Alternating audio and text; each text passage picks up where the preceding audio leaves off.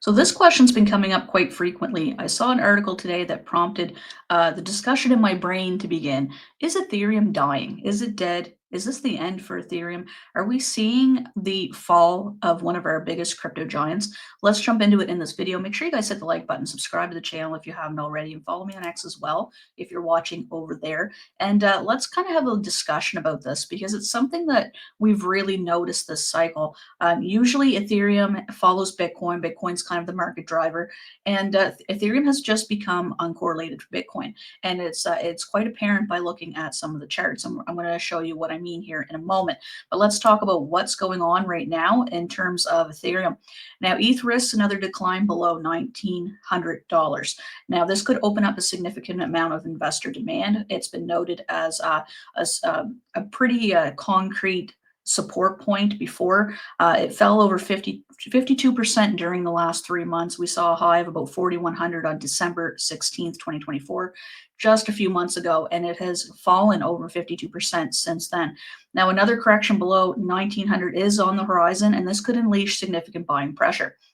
A senior research analyst into the block has come up with this here. The robust demand zone for ETH just below 1900. Historically, around 4.3 million ETH were bought in the 18 to 1900 range, signaling substantial support. If Ethereum drops below this level, capitulation risks rise as demand beyond this zone appears much thinner. So that's pretty much what we've noticed from past historic data. Capitulation refers to when investors get nervous, scared, and they sell off their positions in a panic. Now, this usually signifies a market bottom before the start of the next uptrend. People get weary because they're opening their wallets and they're looking, and it's like, oh, I'm down this much today. Oh, I'm down this much more today. I'm down this much more today. And it gets to the point where it just eats at them, and they don't think it's ever going to come back. So they just sell off their position and try to go to something else that's going to make them money, which is really hard to chase candles. That usually does get you wrecked. But so that's why I've been hanging on to my Ethereum, because I don't think that this is the end of Ethereum, but I think Ethereum is going through a really, really big change. I think people are realizing now that there are many other networks out there that are faster, cheaper, more secure, and just as easy or easier to build on. And that's what's really coming into play here. I think Ethereum has a lot to sit down and kind of revisit their approach and what they want to do and what they want to accomplish, because I think what they're doing right now is just old tech. It is what it is. Although the other night when I did make some transactions, I picked up some altcoins there on the dip, and I did notice that my transaction fees were extremely low. Like, I'm talking like 50 cent low, or even lower than that. And coming back to it, it's like, the way Ethereum works is your transaction fees are so high because of demand. Everybody's trying to get their transactions in. They want their transactions to go through so that they get the price that they want. So they'll pay more for the transaction to go through. And really what it comes down to is there's just not as much volume as there used to be. And that's why they did some scaling, and they did some things towards fixing gas prices. But I think what it really comes down to is they just don't have the volume that they used to. And that's really what it is, in my opinion. Now, whale addresses count on Ethereum started staging a recovery at the beginning of 2025. So they thought, whales were getting involved. They thought, the price is going to go up for Ethereum. The rest of the market, was looking like it was going to go well, especially with Trump taking office, and then kind of things just kind of went downhill from there. But with at least wallets with at least 1,000 Ethereum or 1.92 million rose over 4% year to date. So that is something. Whales are picking up more Ethereum at the cheaper cost. So it must be a lot of retail people are exiting their positions.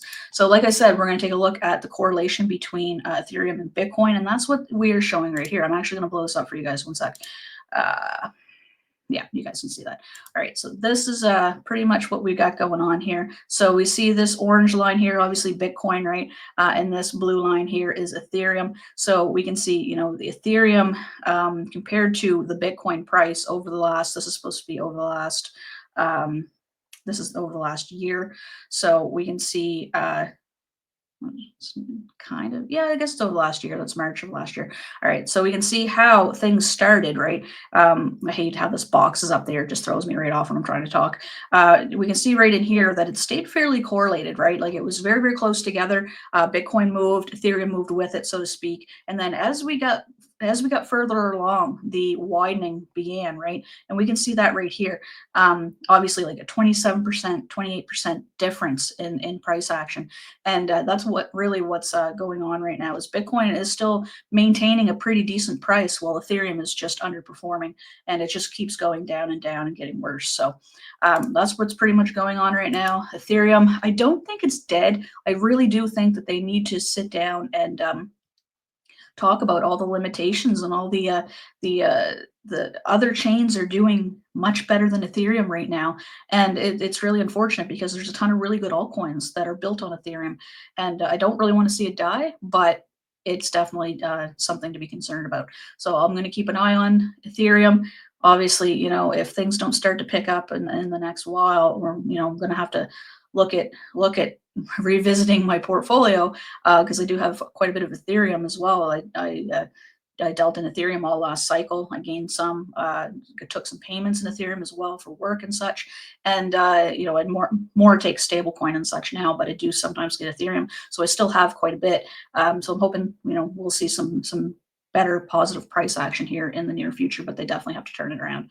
Thanks so much for tuning into this video. Let me know down below. What do you think? Are you hanging on to your Ethereum, or are you getting kind of scared here, or have you capitulated already? What's your take on Ethereum? Thanks so much for tuning in. I do read all of your comments, by the way, and I really appreciate you all. And I'll catch you in the next one. Peace.